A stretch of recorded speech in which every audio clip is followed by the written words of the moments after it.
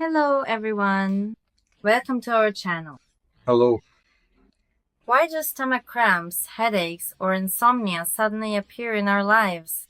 And why do we just brush all of these off as simple fatigue? Maybe our body is trying to tell us something.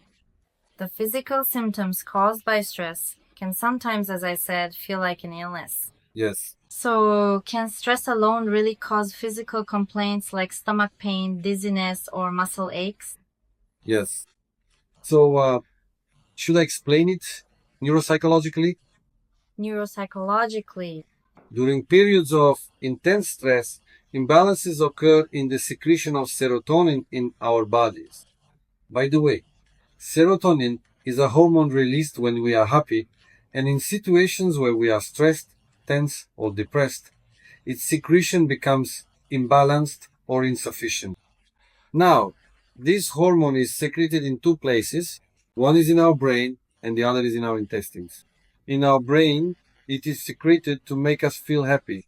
When it is secreted in our intestines, its function is to aid absorption. In other words, to help with digestion. Now, when we enter a stressful situation, the brain is not such a smart organ after all. It can't say, we are unhappy. Why should we secrete serotonin? Okay? Reduce the serotonin secretion in the brain, but keep it the same in the intestines. Because absorption needs to continue there, it can't say. When the secretion of serotonin in our body decreases, that is in the brain, digestive problems also arise in the intestines. And that's why we can say that our digestive system is affected first. Symptoms like nausea, abdominal pain, or bloating are influenced by stress factors in this way. Now, let's talk about headaches. What happens in the case of a headache? Well, first of all of our cells listen to our thoughts. Now, when we are tense and stressed, look, even the word I use is tense. So, what happens to us? We tense up, our muscles tense up as well, our pupils dilate. We become more alert, more on edge. Naturally, for this, our muscles need to be kept ready. And in order to keep them ready, well, our brain programs our body, but we're not aware of this. For example, we say, I've been really tense lately, right? That's what's behind that statement. My body has been tense for a while, my muscles. This causes us to have unproductive sleep.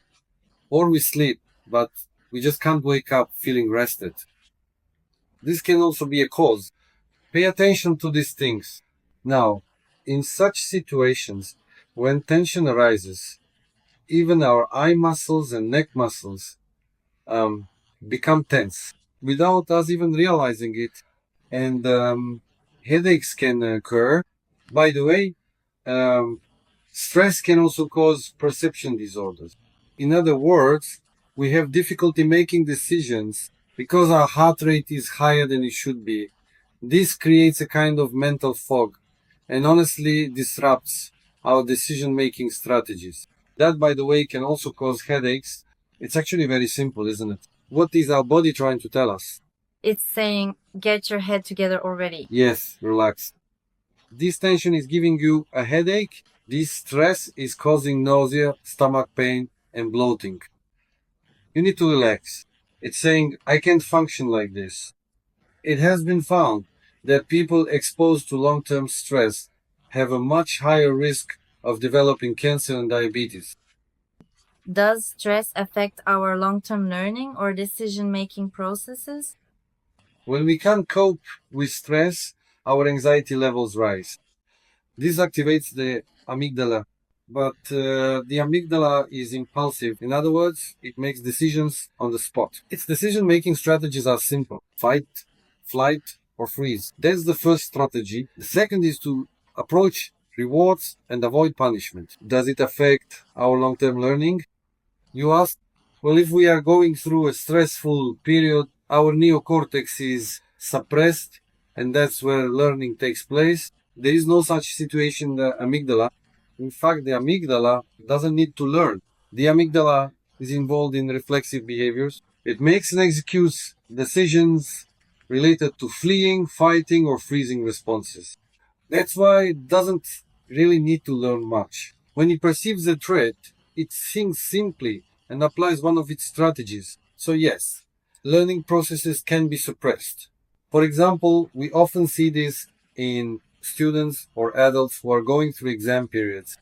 When exam anxiety arises, they have difficulty learning. This thing I'm trying to learn is stressing me out, and by continuing to learn, you're putting me under even more stress. I don't want to learn this. Escape strategy? Can our body get used to stress? It can, but it continues to negatively affect the body. So, can we learn to live with it? We can, either we get used to it and life goes on that way, or secondly, our crisis management skills get stronger. We covered this when we talked about the comfort zone. Coping with stress, facing it, dealing with sources of stress, and resolving them, stepping out of the comfort zone, the fear zone. There, stress increases even more. Then comes the learning zone and the growth zone. Stress doesn't always arise in negative situations. It can also appear in situations leading to something positive. The person has a gambling addiction. Staying in gambling addiction or staying in drug addiction is their comfort zone. The comfort zone doesn't care whether it's healthy or unhealthy. It's what we're used to, yes. The area where we feel safe, where we feel good, as we already mentioned. So leaving that place means quitting gambling or drugs, and you feel the withdrawal. You're in the fear zone there. You don't know how to cope with it. You've made your decision. If you can stand firm there, you learn in that stress. You learn by experiencing stress and then move into the learning zone. There, since you've learned, your emotional state becomes more stable. Thank you. So, if you truly enjoyed our video, please don't forget to kindly like, subscribe, and leave a thoughtful comment below. See you again in our very next video.